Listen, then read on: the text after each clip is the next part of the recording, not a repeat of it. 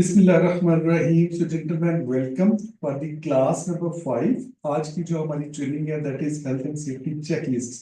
इससे पहले थोड़ा सा ओवरव्यू कर लेते हैं। लास्ट जो हमारा सेशन हुआ था यस्टरडे, उसमें हमने बेसिकली इंस्पेक्शंस की बात की थी कि हेल्थ एंड सेफ्टी इंस्पेक्शंस और उसका जो मेन टूल है इंस्पेक्शन को कंडक्ट करने का, that is a practical tool which you can see with your eyes or you can prepare on the papers etc. तो ये एक उसी का कंटिन्यूएशन है इंस्पेक्शन की। तो इंस्पेक्शन के ऊपर हमने बात की थी कि इसके क्या है, इसको डिफाइन भी किया था, इसकी मतलब पर्पस को भी डिस्कस किया था, और देन जो इसकी इम्पोर्टेंस है वो भी बहुत जरूरी है, उसको भी हमने डिस्कस किया था। बेसिकली तो हमारा जो मकसद है, हेल्थ एंड सेफ्टी के जो प्रोफेशनल्स होते हैं उन्होंने जो जो भी हैजर्ड्स हैं हमारी वर्क साइट के अंदर, उनको स्पॉट करना होता है, उनकी आइडेंटिफिकेशन करनी होती है। ठीक है। अच्छा, एक परसेप्शन ये भी है कि यार मतलब जो चंद एक हेल्थ एंड सेफ्टी में हमें हैजर्ड्स पढ़ाए जाते हैं या बताए जाते हैं, शायद हमारी वर्क साइट के अंदर यही हैजर्ड्स मौजूद होते हैं। ठीक है। अब जो ट्रेनिंग में चीजें आपको बताई जाती है ना, तो उनका स्कोप थोड़ा लिमिटेड होता है, लेकिन जब आप प्रैक्टिकल फील्ड में जाते हैं ना, समटाइम इससे डिफरेंट सिचुएशन आपके सामने आ जाती है। ठीक है ना। तो यहाँ पे आपको बेसिकली एक स्किल सिखाई जाती है कि how to identify different hazards, और जो प्रोबेबल हैजर्ड्स होते हैं जो उम्मन बहुत ज्यादा अमूमी तौर पे डिटेक्ट होते हैं, उनकी मतलब है कि ब्रीफिंग भी दी जाती है, बताई भी जाती है ट्रेनिंग के दौरान में। क्योंकि जब आप प्रैक्टिस कर लेते हैं हैजर्ड्स को आइडेंटिफाई करने की, तो फिर आप किसी भी टाइप का हैजर्ड जो है उसको आइडेंटिफाई करने के काबिल हो जाते हैं, आपके अंदर ये स्किल बन जाती है। ठीक है ना। तो इसलिए सिर्फ इस परसेप्शन को इस तरह इस एंगल से नहीं देखना कि जो हम ट्रेनिंग के दौरान में हैजर्ड्स पढ़ते हैं यूजुअली यही होते हैं हमारी वेबसाइट्स। इसके अलावा भी हैजर्ड्स हो सकते हैं, हैजर्डियस सिचुएशंस हो सकती हैं, रिस्क के लेवल डिफरेंट हो सकते हैं। ठीक है। और रिस्क की नेचर डिफरेंट हो सकती है, इसीलिए हमने बेसिकली इसकी जो नेचर है दोनों की उसको भी डीपली अंडरस्टैंड किया, हैजर्ड को भी और रिस्क को भी, ताकि आप लोग, क्योंकि ये हेल्थ एंड सेफ्टी की जो मेन रीढ़ की हड्डी, यूं समझ लें कि जो मेन क्रक्स है वो यही है कि हैजर्ड से एक रिस्क जनरेट होता है, और रिस्क को हम as a health and safety specialist उसको हम इवेलुएट करते हैं थ्रू कैलकुलेशन, और फिर जब हम इवेलुएट कर लेते हैं तो फिर हम उसके कंट्रोल मेजर्स अप्लाई करते हैं। ठीक है। और फिर उन कंट्रोल मेजर्स के ऊपर मॉनिटरिंग एंड मेजरिंग भी करते हैं। तो ये जो मॉनिटरिंग एंड मेजरिंग वाला जो फैक्टर है ना, ये बड़ा इंपॉर्टेंट है। मैं कहता हूँ कि ये इंस्पेक्शन उसी का पार्ट है, मॉनिटरिंग एंड मेजरिंग का। Excuse me. जो हेल्थ एंड सेफ्टी का इंटरनेशनल स्टैंडर्ड है ना, ISO 25001, उसके अंदर पूरी क्लॉज मौजूद है मॉनिटरिंग एंड मेजरिंग की, क्लास नंबर 9। ठीक है ना। उसकी टोटल 10 क्लासेस होती हैं, और उसमें जो क्लॉज 9 है वो पूरी है ही मॉनिटरिंग एंड मेजरिंग के ऊपर, जिसमें इंस्पेक्शंस हैं, जिसमें ऑडिट्स हैं। इवन ऑडिट भी जब आप करते हैं किसी भी मैनेजमेंट सिस्टम का, तब भी आपको इंस्पेक्शन और ये जो और इंस्पेक्शन को कैरी आउट करने के लिए जो आपका प्रैक्टिकल फिजिकल आपके पास एक टूल होता है, वो मतलब चेकलिस्ट है। ठीक है ना। चेकलिस्ट के बहुत सारे क्वेश्चन जो है वो कई दफा निगोश लेवल 3 के एग्जाम्स में आ चुके हैं। इनके बेनिफिट्स, इनके यूजेज, इनके मतलब इनका क्या पर्पस होता है, मतलब ये इंस्पेक्शन से रिलेटेड भी बहुत दफा रिपीटेडली क्वेश्चंस आ चुके हैं। क्योंकि मैं तो तकरीबन सैकड़ों जो है निगोश के लोगों को ट्रेनिंग दे चुका हूँ, तो उनके पेपर भी मैं एग्जामिन करता हूँ हर महीने। जब पेपर उनका आता है तो लड़के मुझे भेजते हैं एग्जाम पेपर जो होते हैं, तो हम तो एनालाइज करते रहते हैं ना इन चीज़ों को। तो इसलिए ये रिपीटेडली जो है ना इन एग्जाम्स के अंदर चेकलिस्ट के बारे में क्वेश्चंस आता है। तो ये बहुत इंपॉर्टेंट जो है वो सब्जेक्ट है, बहुत इंपॉर्टेंट टॉपिक है। तो सेफ्टी इंस्पेक्शंस को आगे बढ़ाते हुए जो उसका मेन टूल जिसको हम यूज करते हैं चेकलिस्ट, उसके बारे में आज हमारी डिस्कशन है, इंशाल्लाह हम उसको आगे बढ़ाते हैं। तो अगर आज की जो ट्रेनिंग है हमारी, जो शायद हमारा टॉपिक जो है, हमारा title health and safety inspection और उससे रिलेटेड चेकलिस्ट है, तो अगर हम आज के स्पेसिफिक एजेंडा की बात कर लें, जो आज का हमारा इस ट्रेनिंग का पर्पस है, that is to introduce, create, customize and effectively use health and safety checklist.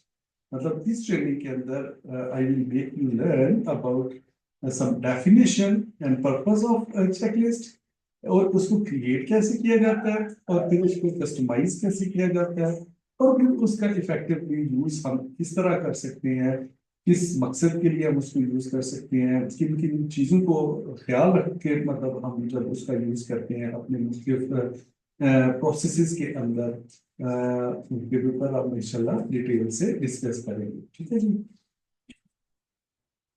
तो इस ट्रेनिंग के जो ऑब्जेक्टिव्स हैं उसको भी हम डिस्कस कर लेते हैं। देखिए, दो चीजें होती हैं, एक होता है गोल, एम या पर्पस, ठीक है ना, और दूसरा होता है ऑब्जेक्टिव्स। ठीक है, गोल का वर्ड कहीं पे आया हो या एम का या पर्पस का, तो उसका मीनिंग तकरीबन एक ही होता है, और एक और टर्म यूज होती है दैट इज ऑब्जेक्टिव्स। इनमें फर्क क्या होता है ये भी मैं आपको आज समझा देता हूँ। बेसिकली जो गोल या पर्पस या एम होता है ना, मिसाल के तौर पे गोल को ले लेते हैं, गोल एक ब्रॉड आपका टास्क होता है, ठीक है ना, और ऑब्जेक्टिव्स क्या होते हैं, वो स्मॉल माइलस्टोन्स जो उस गोल को अचीव करने के लिए आप अपने लिए सेट करते हैं। ठीक है, मिसाल के तौर पे आपने एक गोल अपना बना लिया जी कि मैंने जो है वो इंजीनियरिंग करनी, मिसाल दे रहा हूँ, ठीक है ना, कोई भी इंजीनियरिंग या हेल्थ एंड सेफ्टी स्पेशलिस्ट मैंने बनना है, ठीक है ना। अब ये तो आपका हो गया गोल या पर्पस या एम हो गया। अब आप उस ऐसे सिर्फ एक सोचने से या एक गोल अपने लिए सेट करने से तो आप हेल्थ सेफ्टी स्पेशलिस्ट नहीं बन जाएंगे ना। उसके लिए आपको जो शॉर्ट माइलस्टोन है, जो हम ऑब्जेक्टिव कहते हैं, वो सेट करने पड़ेंगे। ठीक है ना, मिसाल के तौर पे आपने एक ऑब्जेक्टिव ये सेट कर लिया जी कि मैं ग्रेजुएशन के बाद फौरी तौर पे जो है ना इसकी लर्निंग स्टार्ट कर दूंगा। उसमें आपने ये ऑब्जेक्टिव सेट किया जी सबसे पहले फाउंडेशन लेवल की हेल्थ सेफ्टी की जो कोर्सेज हैं उनकी मतलब ट्रेनिंग होता। ठीक है, उसके बाद अगला मेरा ऑब्जेक्टिव ये है कि मैं जो मिड कैरियर लेवल की जो ट्रेनिंग्स है हेल्थ सेफ्टी से रिलेटेड, जिसकी इंटरनेशनल ट्रेनिंग्स भी हैं, जिसमें लोकल ट्रेनिंग्स भी हैं, उनकी अचीवमेंट करूंगा, वो सर्टिफिकेशन क्वालिफिकेशन अचीव करूंगा। फिर आप एक ऑब्जेक्टिव और सेट कर लेते हैं जी कि जब मैं मिड करियर लेवल की ट्रेनिंग कंप्लीट कर लूंगा तो फिर मैं किसी कंपनी के साथ या तो मतलब इंटर्नशिप करूंगा इसी सब्जेक्ट के ऊपर, या फिर कोई जॉब मैं अपने लिए सर्च कर लूंगा। ठीक है, तो ये आपका अगला ऑब्जेक्टिव हो गया। तो जॉब के अंदर रह के मैं अपने लिए एडवांस कैरियर लेवल की जो सेफ्टी की ट्रेनिंग है उनको मैं अचीव करूंगा। ये आपका अगला ऑब्जेक्टिव हो गया। ठीक है ना, तो फाइनली जब ये सारे काम आप कर लेंगे और एट द एंड मतलब है कि आप अपने ऑब्जेक्टिव पे काम करेंगे सीनियर लेवल पे, तो फिर आप एक successful health and safety professional after few years, जब आपके पास नेसेसरी क्वालिफिकेशंस ट्रेनिंग्स हो, जब आपके पास सर्टिफिकेशंस हो, जब आपके पास एक्सपीरियंस हो 8-10 साल का, then you can say yourself के अब now I am confident that I am a successful health and safety professionals. ठीक है ना, तो वो गोल जो है ना मेन, उसको अचीव करने के लिए आपको जो ऑब्जेक्टिव सेट करने पड़ते हैं वो शॉर्ट टर्म जो टारगेट्स होते हैं उनको हम ऑब्जेक्टिव कहते हैं। इसीलिए जब हम ट्रेनिंग डेवलप करते हैं तो उसमें सबसे पहले हम उसको उसका जो एम है या उसका जो गोल है या पर्पस है वो बताते हैं अपने लर्नर्स को। देन फिर हम उसके जो शॉर्ट ऑब्जेक्टिव्स होते हैं उनके ऊपर ब्रीफिंग देते हैं। अब इसी ट्रेनिंग को जब हम आगे चलाते हैं कि चेकलिस्ट जो है, मेन पर्पस हमने के चेकलिस्ट के बारे में हमने डेफिनेशन सीखनी है, इसको डिफाइन कैसे किया, इसको क्रिएट कैसे करना है, इसको कस्टमाइज कैसे करना है और इफेक्टिव यूज कैसे होता है। तो ये ऑब्जेक्टिव हम उस पर्पस से कैसे अचीव करेंगे, ये इस तरह करेंगे हम। सबसे पहले तो हम defined and explain health and safety checklist को अंडरस्टैंड करेंगे कि कैसे आप इसको डिफाइन कर सकते हैं, इसकी एक्सप्लेनेशन कैसे कर सकते हैं, ये हमारा ऑब्जेक्टिव होगा। फिर हम इसकी क्रिएशन और कस्टमाइजेशन के ऊपर डिस्कस करेंगे कि एक इफेक्टिव जो चेकलिस्ट है उसको हम कैसे क्रिएट कर सकते हैं और कैसे हम उसको कस्टमाइज करते हैं as per you can I do we push do you give. Yes yes बिल्कुल। निगोश की ट्रेनिंग मैं बिल्कुल करवाता हूँ। मैं अभी भी करवा रहा हूँ ट्रेनिंग, लेवल 6 की डिप्लोमा की ट्रेनिंग मैं मतलब है कि काफी सालों से करवा रहा हूँ। लेवल 3 तो मैं बहुत करवा सर चुका मैं हूँ। कर सकता हूँ? बिल्कुल कर सकते हैं आप, किसने रोके आपको? आप कर सकते हैं। ठीक। थोड़ा नहीं टफ नहीं, होता है। अब ऐसे ज्यादातर एज लिमिट्स होती है ना, तो मैंने कहा शायद इसमें ना हो कोई। नहीं, मेरा भी ख्याल था, नहीं मेरा भी ख्याल कि उसमें कोई एज लिमिट है। I don't think so.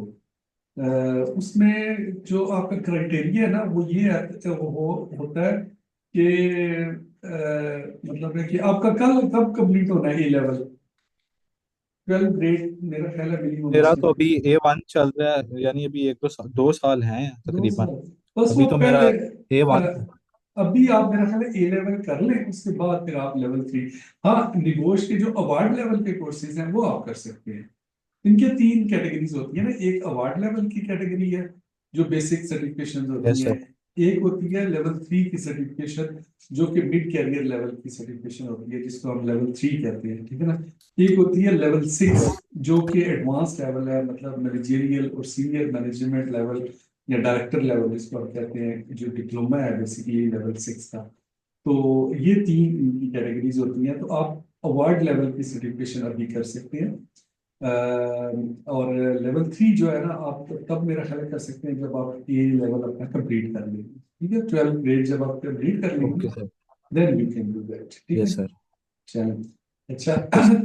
तो सेकंड जो हमारा ऑब्जेक्टिव है कि हमने कैसे क्रिएट करनी है चेक लिस्ट और उसको कस्टमाइज कैसे करना है उसकी अंडरस्टैंडिंग करेंगे। उसके बाद हम नेक्स्ट अपना ऑब्जेक्टिव है describe effective use of check list for inspections and audit. ठीक है। इन्हीं चेकलिस्ट को यूज करके हम अपनी इंस्पेक्शंस को, ऑडिट को कैसे बेहतर तरीके से परफॉर्म कर सकते हैं, क्योंकि इंस्पेक्शंस तो सिर्फ विजुअल चेकिंग तो नहीं होती। इंस्पेक्शन की कोई रिपोर्ट भी बनती है, और वो रिपोर्ट कैसे बनती है आपकी चेकलिस्ट के साथ। मतलब जब आप अपनी क्योंकि अगर आप एक विजुअल इंस्पेक्शन करें और अपने साथ साथ आप चीजों को नोट ना करें, नोट डाउन ना करें, या एक कस्टमाइज डेवलप्ड चेकलिस्ट आपके पास ना हो, तो बहुत सारी चीजें आपको भूल जाती हैं। फिर आपको पता भी नहीं होता कि क्या चीज मैंने चेक करनी है क्या नहीं चेक करनी।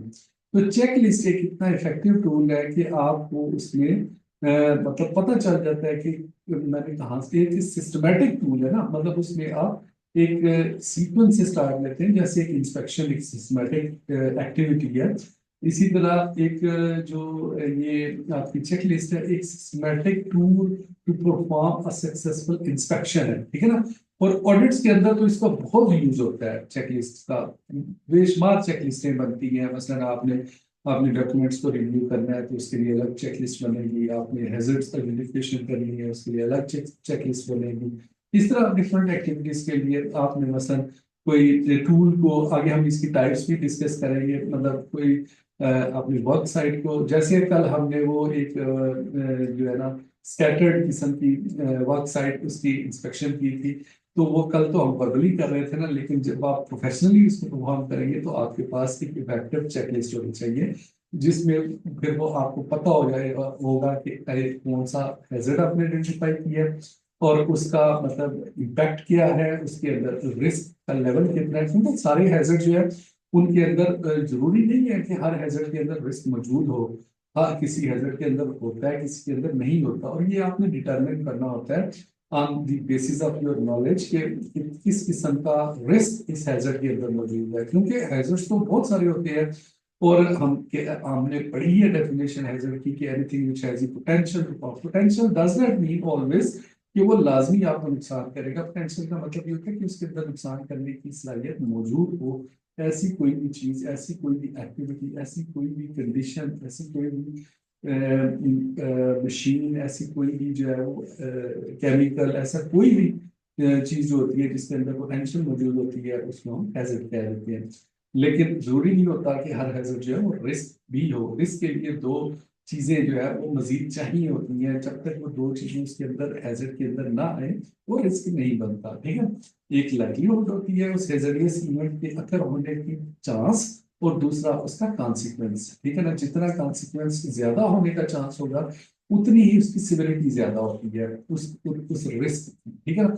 तो फिर जब हम इसी तरह अगर उसके इवेंट के होने का जितना ज्यादा चांस होता है, उसकी लाइक्लीहुड भी ज्यादा होती है। इसकी बहुत सारी मिसालें मैं आपको दे चुका हूँ। मसलन एक घड़ा है, वो किसी अगर आपके घर के बैक यार्ड में, कहीं घर आपका पुराना है, उसके कहीं पिछले लॉन के अंदर कोई घड़ा है पड़ा हुआ है, तो उधर likelihood to fall into that घड़ा बहुत कम है। मतलब कभी कभार उधर कोई जाता होगा, लेकिन वही घड़ा, उसी उसी साइज का घड़ा जो है वो एक शॉपिंग सेंटर जो है उसके डोर के सामने अगर हो, तो जहाँ पे हर वक्त लोगों का आना जाना गुजरना चलता रहता है, तो वहां पे लाइक्लीहुड टू फॉल ज्यादा हो जाएगी। यानी चीज एक ही है, घड़ा है, वो आपके घर के बैकयार्ड में है, या पे वो शॉपिंग सेंटर के डोर के मेन जो डोर है उसके सामने है।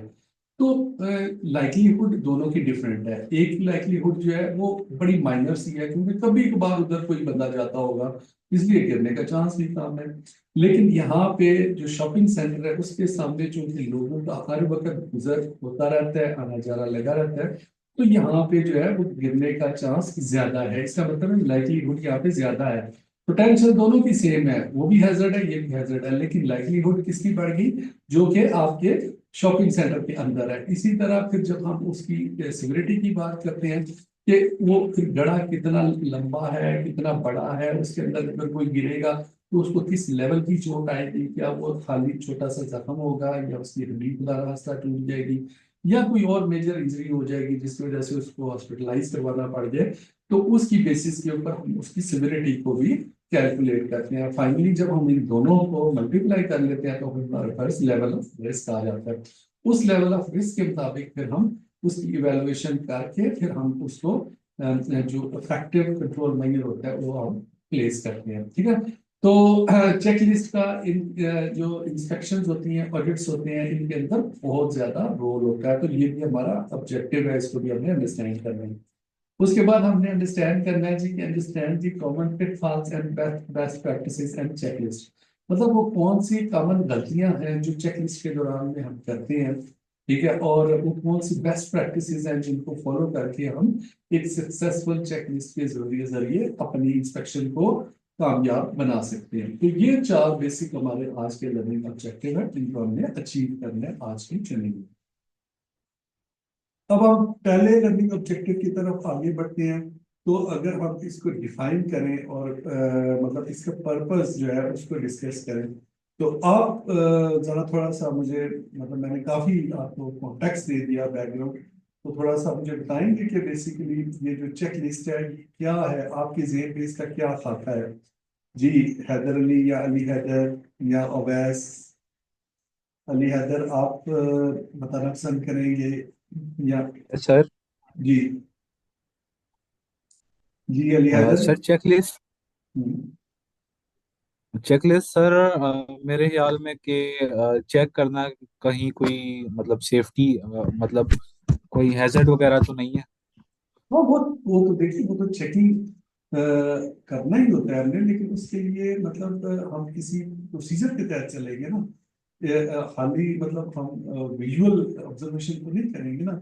विजुअल ऑब्जर्वेशन ये होता है कि अगर आप वॉक थ्रू करते हैं, आंखों से देखते हैं चीज को, तो बाज का वो चीज आपके जेहन में रहती है, बाज का नहीं रहती, लेकिन उसी को जब आप नोट डाउन कर देते हैं, देखिए सर चेक चेक उसके ऊपर लिस्ट। लिखा होता है, उसके उसके ऊपर लिखा होता है कि क्या क्या फैक्टर्स हैं उनको, और मतलब किस किस चीज को हमने, हाँ, यस और यस। वो फिर उसके ऊपर टिक्स पहले वगैरह हम लगाई जाते हैं। पहले हम उस चेक, जब हम किसी चीज की इंस्पेक्शन का प्लान करते हैं ना, तो उससे पहले हम यस। उसकी चेक लिस्ट बनाते हैं, ठीक है ना। उसके अंदर क्या क्या चीजें हैं उसकी हम एक डिटेल मेंशन करते हैं, फिर हम ये चेक करते हैं कि क्या इसके मुताबिक चीजें ठीक हो रही हैं या नहीं हो रही है। अगर ठीक हो रही हो तो उसमें हम फिर मतलब देखिए गुड का टिक लगाते हैं, अगर ना हो तो क्रॉस, और फिर कमेंट्स भी लिखते हैं उसके आगे। हम इसकी बात करते हैं कि कैसे क्रिएट की जाती है। तो अगर हम इसकी डेफिनेशन और पर्पस की बात कर लें, तो उसको इस तरह इसको डिफाइन इस तरह किया जाता है।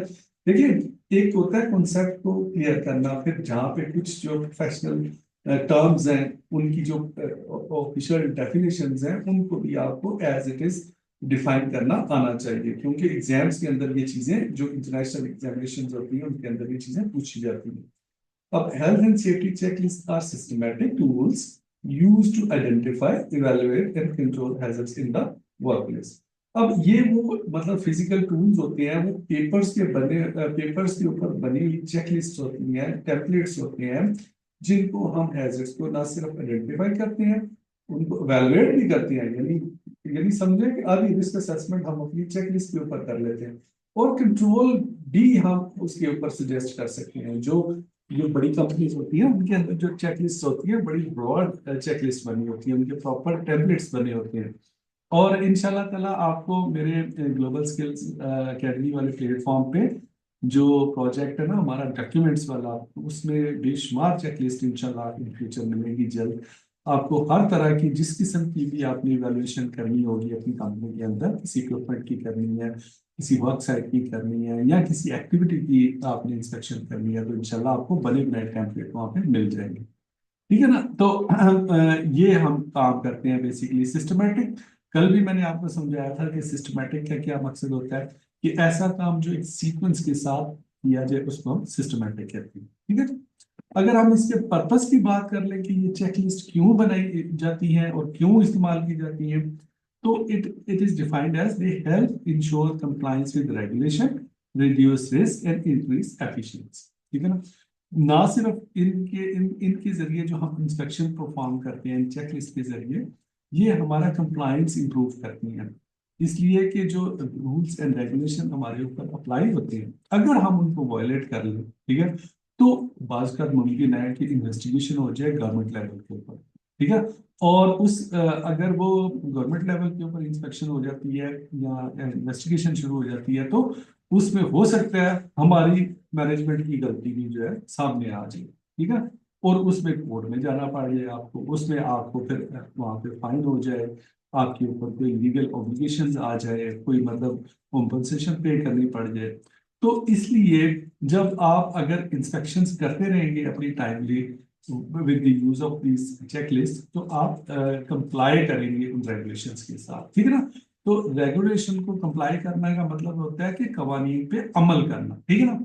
तो आप जब चेकलिस्ट के थ्रू आप अपना ये प्रोसेस परफॉर्म कर रहे होंगे, तो इसका मतलब है कि आप कवानीन के ऊपर अमल कर रहे होंगे। ठीक है। उसके बाद दूसरा इसका जो पर्पज है वो है रिड्यूस रिस्क। डेफिनेटली जब हम आइडेंटिफाई हैजर्ड कर लेते हैं, जब हम उसका रिस्क लेवल डिटरमिन कर लेते हैं बाय कैलकुलेशन, जब हम उसके कंट्रोल मेजर्स वहां पे अप्लाई कर देते हैं, रिकमेंड कर देते हैं, फिर उसको रिव्यू भी करते हैं, तो रिस्क लेवल डेफिनेटली रिड्यूस होता है और एफिशिएंसी आपकी बढ़ जाती है।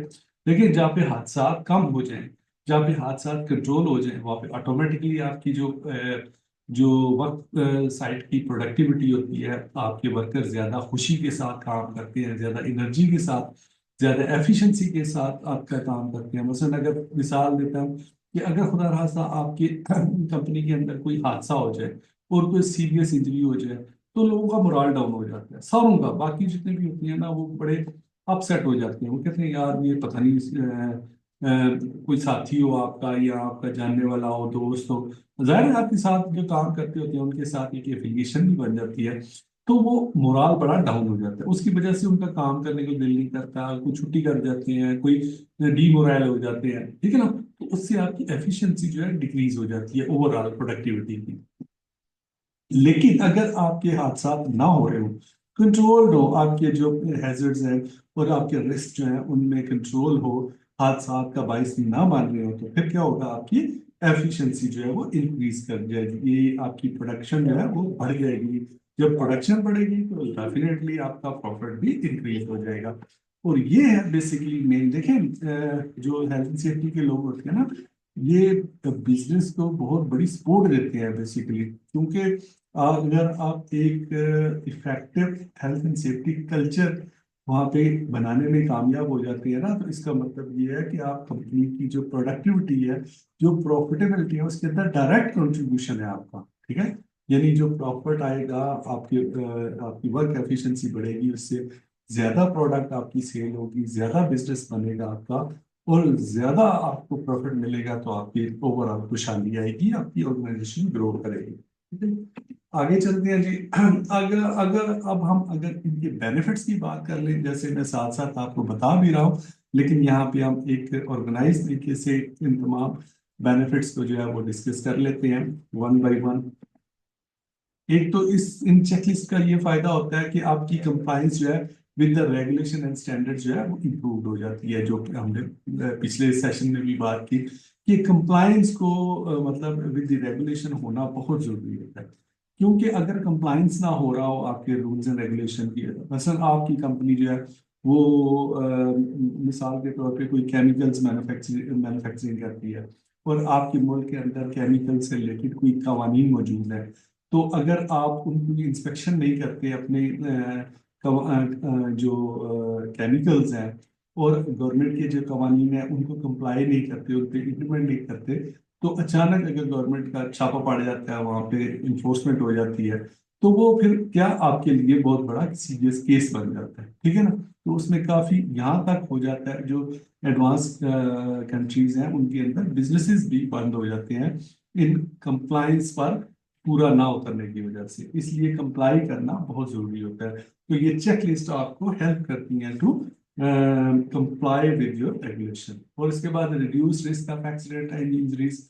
ऑब्वियसली जब आप प्रोएक्टिवली काम कर रहे होंगे, जब आप जो हैजर्ड्स हैं उनको आइडेंटिफाई कर रहे होंगे टाइमली, जब आप उनके अंदर अगर कोई रिस्क मौजूद है, तो before going to become the accident, मतलब उस रिस्क की वजह से इससे पहले कि वो एक्सीडेंट हो जाए, तो आप उसको आइडेंटिफाई करके उसको मिसाल देते हैं हम कि अगर फर्ज करें आपकी जो वर्किंग वर्किंग सरफेस है, मतलब आपकी किसी डिपार्टमेंट में अगर वहां पे कोई लिक्विड गिरा हुआ है, कोई पानी गिरा हुआ है, ठीक है ना, अगर आप उसको टाइमली डिटेक्ट कर लेते हैं, स्पॉट कर लेते हैं, तो आप उसकी सफाई करवा देंगे फौरन, ठीक है ना। लेकिन अगर आप उसको डिटेक्ट नहीं करते, स्पॉट नहीं करते उस हैजर्ड को, तो क्या होगा कि अगर वहां पे कोई वर्कर जा रहा है तो उसको अगर अचानक पता नहीं चला कि नीचे लिक्विड है, तो वो स्लिप कर जाएगा, गिर जाएगा, इंजरी हो जाएगी, ठीक है ना। तो मतलब अगर आप उसको टाइमली आइडेंटिफाई करके रिड्यूस कर लें, मतलब उस कंट्रोल कर लें उस हैजर्ड को, तो ऑब्वियसली वो आपके जो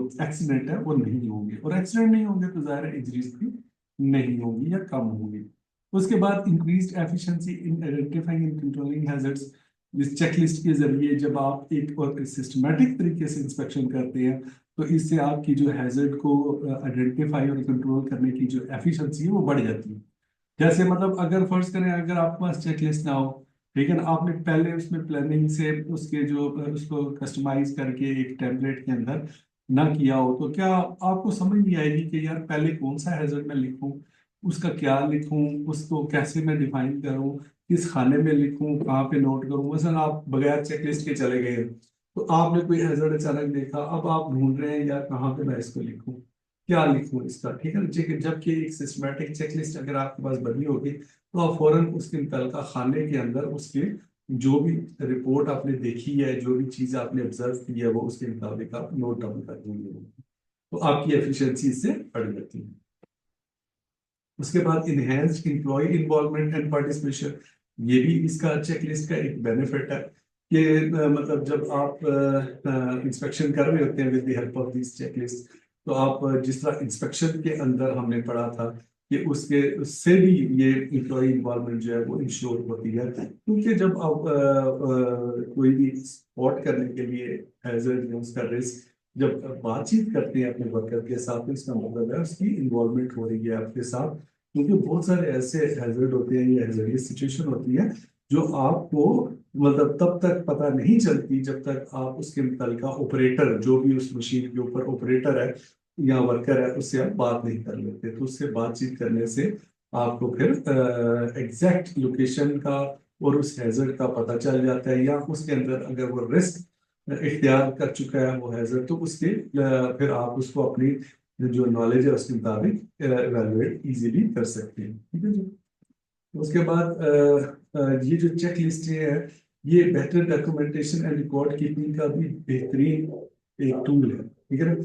अब देखिए अगर आपने कोई इंस्पेक्शन की है, तो एक इंस्पेक्शन आपने बगैर चेकलिस्ट के की है, एक इंस्पेक्शन आपने चेकलिस्ट के साथ की है। जो चेकलिस्ट के साथ की है उसमें किसी न किसी के साइन होंगे, कोई डेट मेंशन होगी, कोई एरिया मेंशन होगा जिस एरिया की आपने की है या जिस टूल की है, ठीक है ना, तो वो आपकी रिकॉर्ड फाइल के अंदर मौजूद होगी। तो उस रिकॉर्ड का आपको ये फायदा होता है कि आप अगर अपना पिछला रिकॉर्ड चेक करें कि फलान मंथ में हमारा कौन सा हैजर्ड किस लेवल पे था, तो आप फौरन उस रिकॉर्ड को, उस डॉक्यूमेंटेशन को जो आपने रिकॉर्ड की हुई है उससे फौरी तौर पे आप कंसल्ट करके ओपिनियन बना सकते हैं। जबकि अगर आपने जबानी कलामी एक चीज देखी है, जबानी कलामी आपने आगे बता दी है अपनी किसी मैनेजमेंट को, तो वो जबानी कलामी चीजें तो आपको पता है, फिर उनका कोई ना कोई रिकॉर्ड होता है ना उनकी डॉक्यूमेंटेशन होती है, और ऐसी चीजें जो है बैड प्रैक्टिस कंसिडर होती है प्रोफेशनल लाइफ के अंदर। तो रिकॉर्ड कीपिंग के लिए भी ये जो चेकलिस्ट होती है ये आपको हेल्प करती है, और आपकी जो डॉक्यूमेंटेशन है वो इम्प्रूव हो जाती है, आपके पास पूरा रिकॉर्ड मौजूद होता है। किसी वक्त भी आपको जरूरत पड़े आप पिछला रिकॉर्ड ओपन करें और देख लें कि फलां मंथ में फलां डेट को जो हमने इंस्पेक्शन की थी उसके अंदर जो हैजर्ड्स मतलब हमने आइडेंटिफाई किए थे वो किस किस्म के थे। क्योंकि आपने ये भी देखना होता है ना कि उसके बाद जब आप कंट्रोल मेजर्स अप्लाई करते हैं, जब फर्स्ट आप आइडेंटिफिकेशन करते हैं, तो कंट्रोल मेजर जब आप अप्लाई करते हैं तो फिर आपने ये भी देखना होता है कि कितना फर्क आया है। जो हमने रिस्क को डाउन करने के लिए जो कोशिश शुरू की थी उसमें क्या वो हम कामयाब हुए या नहीं हुए। तो ये मतलब एक रिकॉर्डेड जो मतलब टूल है, जो आइटम है, ये आपको बहुत ज्यादा बेनिफिट देती है। तो इसका बहुत ज्यादा यूज होता है हमारी हेल्थ एंड सेफ्टी के अंदर, और सुपरवाइजर लेवल पे इसकी बहुत ज्यादा अहमियत है। मैं आपको बताऊं कि आप भी अगर as a health and safety manager भी अगर काम कर रहे हो ना, तो आपके जो अंडर में जो भी सुपरवाइजर होगा, तो वो अगर एफिशिएंट इंस्पेक्शन करता है और आपने इफेक्टिव उसको चेकलिस्ट बना के दी हुई है, उसके उससे मतलब आप उसके ऊपर चेक एंड बैलेंस रख सकते हैं, ठीक है ना। तो ये बहुत फायदेमंद चीजें होती हैं हमारी हेल्थ एंड सेफ्टी की फील्ड के अंदर, इनका इस्तेमाल हमें आना चाहिए। सो चिल्ड्रन, हमारा पहला जो सेशन है वो it's almost going to end. Within next few seconds session हमारा कंक्लूड हो जाएगा, और फिर इंशाल्लाह ताला मैं इसको अभी आगे नहीं बढ़ाता। नेक्स्ट जो सेशन होगा 5 मिनट की ब्रेक के बाद आपने दोबारा ज्वाइन करना है, और इंशाल्लाह नेक्स्ट सेशन में फिर हम अपनी बात को आगे बढ़ाएंगे, अपनी ट्रेनिंग को, और नेक्स्ट जो टॉपिक है उसके ऊपर हम डिस्कस करेंगे, ठीक है। सो अचानक अगर ट्रेनिंग रुक जाती है तो that means that you have no break for 5 minutes, और उसके बाद इंशाल्लाह